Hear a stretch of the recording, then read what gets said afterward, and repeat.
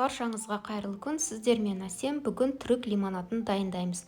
Түрік лимонатына керекті заттар: лимон, апельсин және қант қажет. Лимон мен апельсинді үккіштен өткізіп, цедрасын алып аламыз.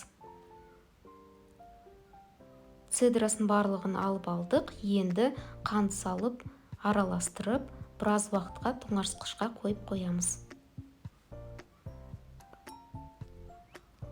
Барлығын араластырдық.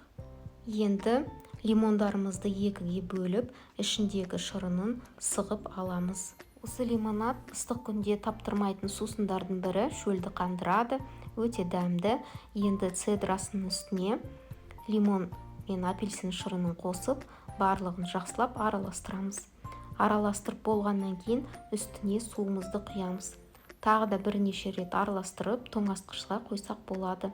Енді цедрасын сүзіп, ситадан сүзіп аламыз. Сүзіп алдық. Лимонадымыз дайын. Өте дәмді, өте тез дайындалатын лимонадтардың бірі. Балалар да сүйіп ішеді. Сіздер де дайындаңыздар. Менің каналыма жазылып, комментария жазуды ұмытпаңыздар. Келесі кездескенше күн жақсы.